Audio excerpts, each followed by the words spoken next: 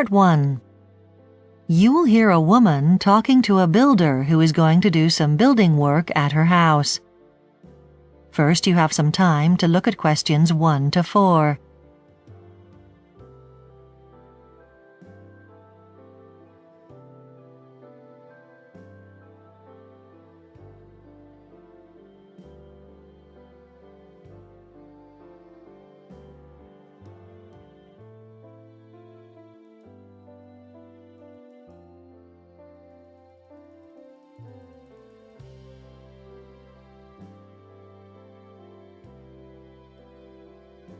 Now listen carefully and answer questions 1 to 4.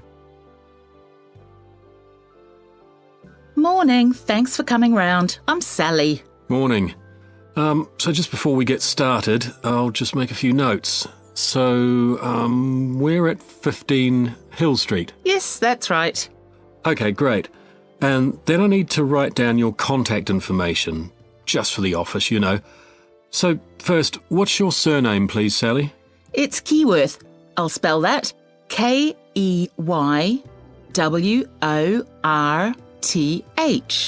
And your phone number, I've got that somewhere. Yes, 027 584 6613. That's right.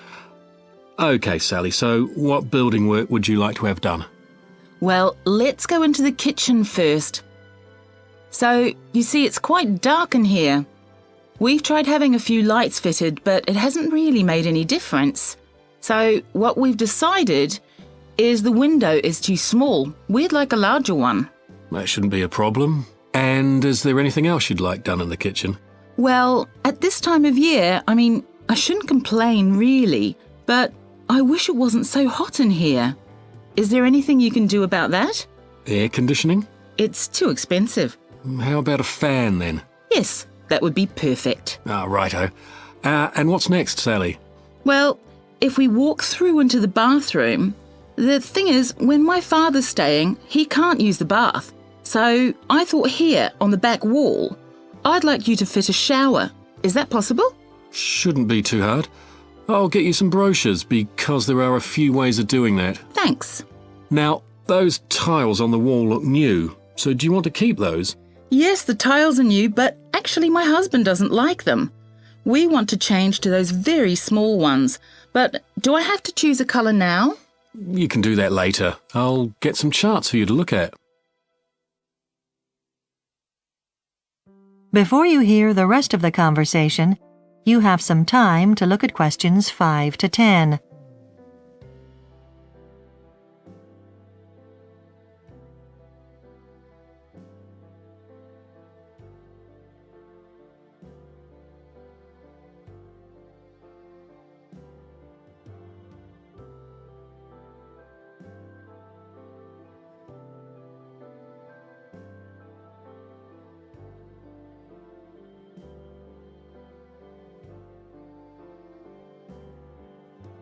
Now listen and answer questions 5 to 10.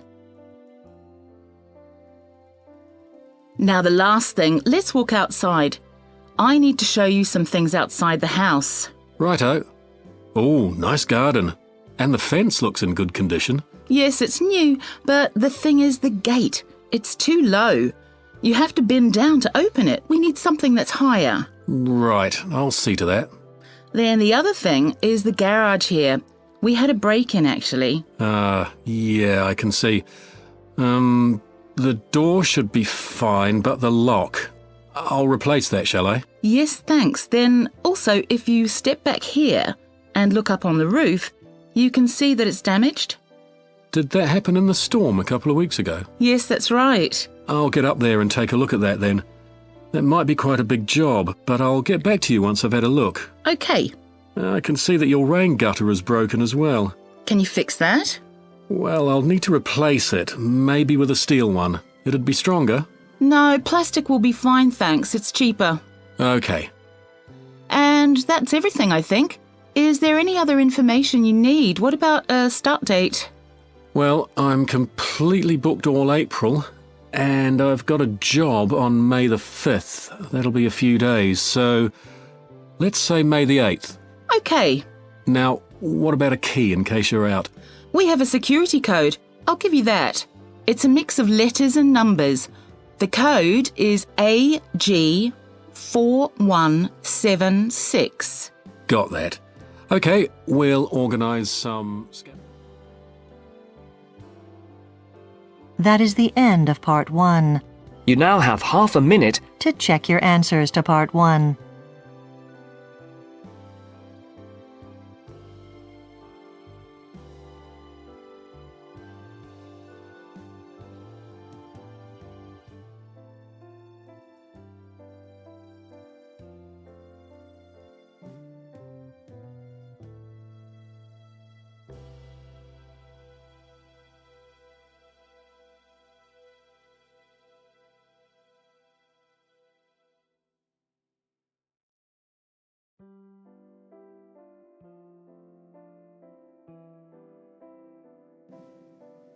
Part 2. You will hear a tour of a newly renovated health club. First, you have some time to look at questions 11 to 15.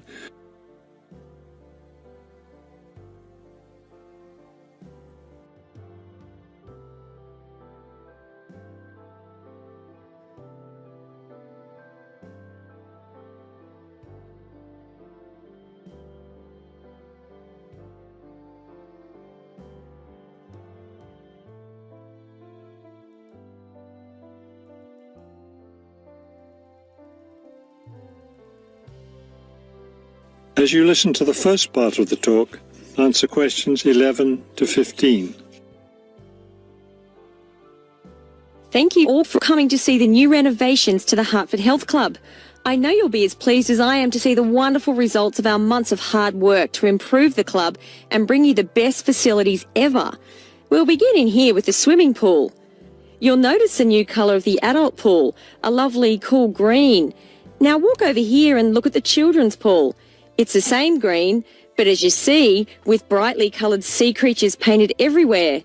Both of the pools needed painting, not only for maintenance, but I think the new colour greatly improves the atmosphere of this part of the club. Next, let's take a look at the locker rooms. Don't worry, there's no one using them just now. Doesn't it feel roomy in here? We've expanded both the men's and women's locker rooms, so now they'll be much more comfortable to use. There are bigger lockers, a good deal more room in the dressing area, and more places to store extra towels and equipment. Be careful as you walk through here. The floor's just been polished and may be a bit slippery. Let's go up to the exercise room next. Here, you'll notice a new floor. Walk on it. Doesn't that feel comfortable? It's a special material, softer than the old floor, an ideal surface for jogging and exercising. They had to move all the exercise equipment out while they were working on the floor, but don't worry, it will be brought back in before the end of today. Let's step outside now and look at the tennis courts. We haven't done a great deal here except to the equipment. We replaced all the nets and the ball throwing machine. Otherwise, everything is the same as it was before. Let's walk down this hallway, and here we are at the club store in its new location. We thought here by the entrance was a better place for it than where it used to be by the swimming pool. But it still has all the same items for sale, sports equipment and clothes in the club colours. Before you hear the rest of the talk, you have some time to look at questions 16 to 20.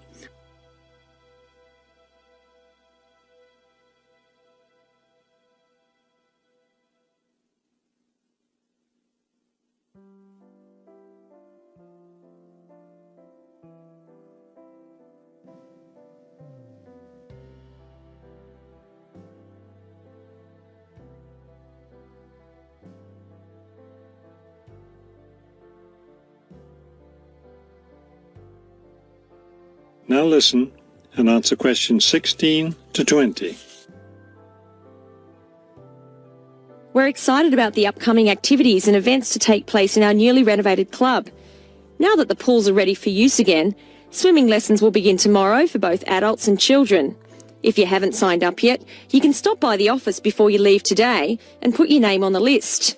If you're a tennis player, you'll be interested to hear about the tennis competition coming up on Wednesday. Players from different clubs all over the region will be participating. If you'd like to watch the event, tickets are available in the office. Also, I want to be sure you all know you're invited to our club party coming up next weekend. We're celebrating the completion of the renovation work, and we have a lot to celebrate. The entire renovation project was finished in just 9 months. That's 3 months less than the 12 months we'd originally planned on. We're proud of that, and proud that we came in under budget too. Because we've had such good results with this project, we're already planning the next one. We already have 2 indoor pools, and next year we plan to install an outdoor pool right next to the tennis courts. Details of these plans will be made available to all club members soon. All right, I think we've covered just about everything. Are there any questions? That is the end of part 2. You now have 30 seconds to check your answers to part 2.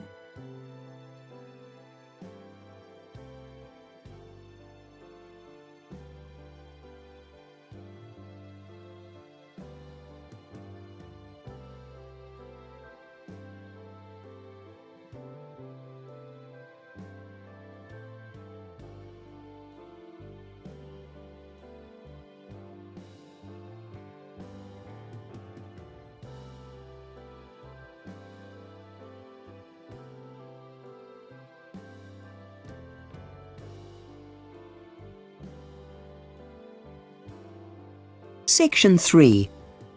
You will hear 2 sports physiotherapy students called John and Kath preparing a joint presentation on foot injuries in sports players. First, you have some time to look at questions 21 to 26.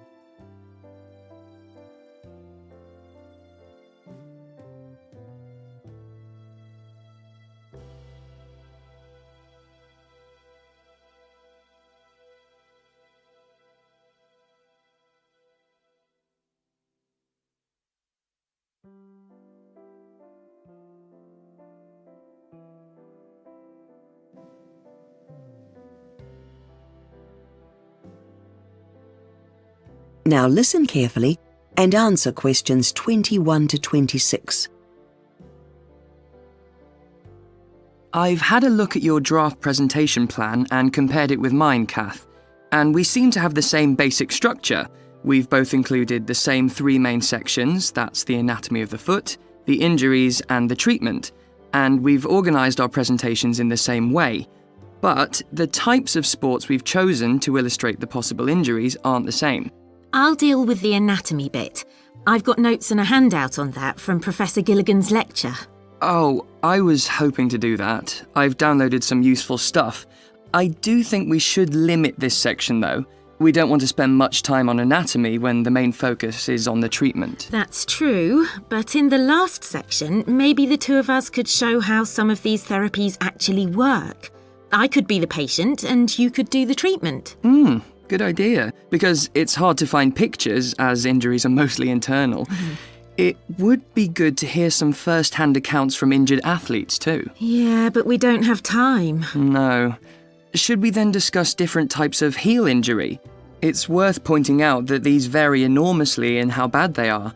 It might be just a pulled muscle, or a bone injury which needs surgery. Sometimes only an expert can tell the difference. Excellent. I'll do the slides on that. Leave that one to me. Now, what about causes of heel injuries? Well, it's easy enough to list them. Overuse, improper footwear. Yes, incorrect running style. They're all relevant, but for simplicity, let's just pick one cause. Say, stuff about changing your training habits suddenly. You mean like suddenly doing a lot of mountain training? Yes, that's a good idea. And there was research on that in the latest edition of Physio Journal, wasn't there? Professor Gilligan recommended it to us. Great. You can leave the bit on stretching techniques to me. I really like all that stuff. So, what's going to be your approach there? Well, I'll summarise all the various techniques with visual support, and then I'll make the point that the stretching should be carefully managed. Obviously, you have to be careful not to overstretch, and to stretch only when your muscles are warmed up. Otherwise, you could do yourself more harm than good. It's also important that on a supervised programme, stretching is later on combined with balance exercises, which stretch and also strengthen the muscles. Okay then. Before you hear the rest of the discussion, You have some time to look at questions 27 to 30.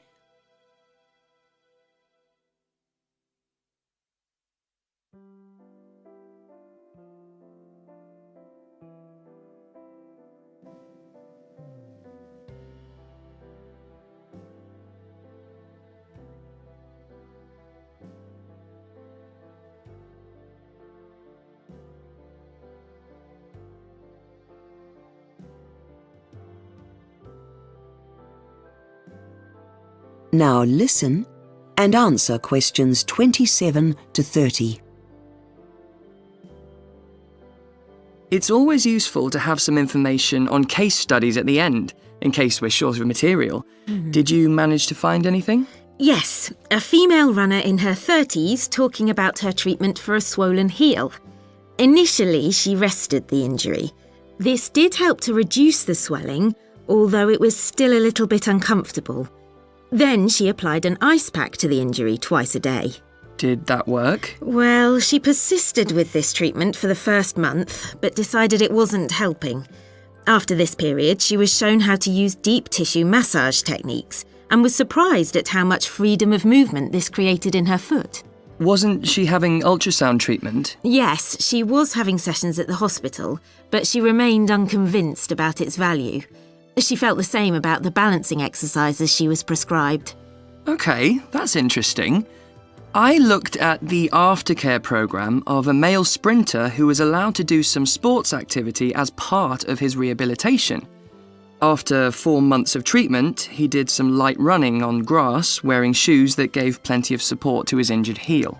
So it didn't hurt? Well, he found the heel was sore afterwards, and the same happened with some jumping exercises he was asked to try. Did he go to the gym and use weights? Yes, after a few weeks. And if he used light weights, he could train without pain. He also tried cycling and found this beneficial, as his foot was not making contact with the ground. He expected a similar result with swimming, but found the repetitive kicking motion was actually aggravating the injury. Well, both these case studies have value.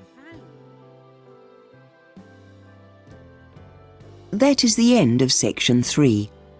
You now have half a minute to check your answers.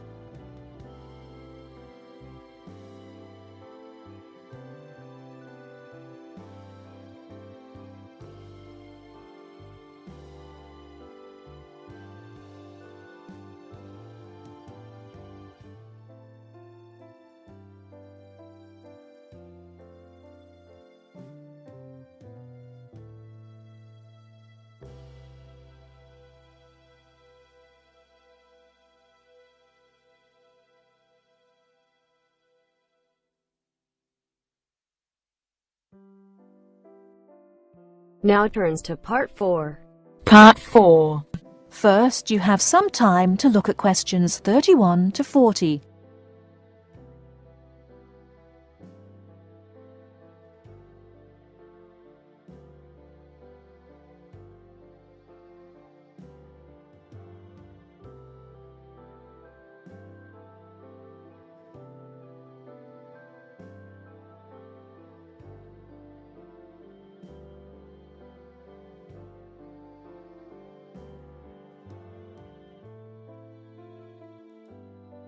In the last lecture, we looked at managing a project to completion. Today, we're going to be looking at a way of judging just how successful your project has been. It's called the after-action review process. A typical project review is completed long after the project is finished, and so it's too late to change the outcome. Wouldn't it be better to evaluate it along the way so you can learn from your mistakes at each stage and improve on them? It was for this reason that the Army devised the after-action review process as a way for everyone to learn quickly from experiences in the field. Okay, so what are the benefits of using an after-action review? Firstly, it's not just limited to very large or very formal projects, but is useful for all sorts of things. For example, you may want to use it to debrief following a staff meeting or any other regular operational function. In the same manner, it's an extremely effective tool to use following a safety incident, and can reveal important lessons so that accidents can be avoided in the future. So you can see that this would definitely be a positive step for any business.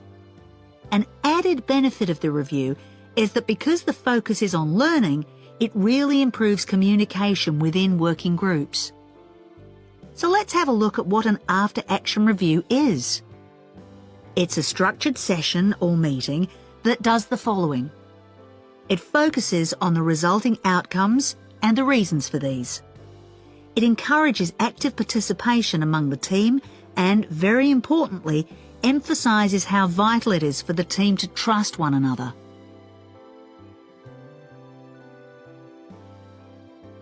Here are some of the key elements to remember for when you're conducting an after-action review. Where possible, it's really good to have an external person to facilitate the process. This helps to direct the discussion and can also prevent a stronger member of the review from dominating the others. Make sure that you encourage active involvement. Often, shy members won't say anything. So one way to encourage them to get involved is to ask people to put their comments in writing. If they aren't given the opportunity to do this, they may be intimidated by other members of the group. Another key element is to be aware of the type of questions you ask. In order to make sure that participants don't search for what they think is the perfect answer, always ask open questions. For example, what would you do differently next time? Ensure that every member of the team has the chance to speak. It's also important to make sure you write down the specific recommendations made by everyone. But don't forget to pass this information on to non-participating team leaders so that they too can learn from the experience. This is how after-action reviews contribute to organisation-wide learning and improvement. However, if no one follows up on these recommendations, then the process is wasted. You should also ensure that the ideas from the after-action review are incorporated into your business by organising staff training around them. Finally, the last thing you want is to find that you don't get through everything because you've been talking too much, so make sure you keep a constant eye on the time. An after-action review is not something that you should ever plan on conducting in 2 sessions. Now, before we go on to look at the next type of project review,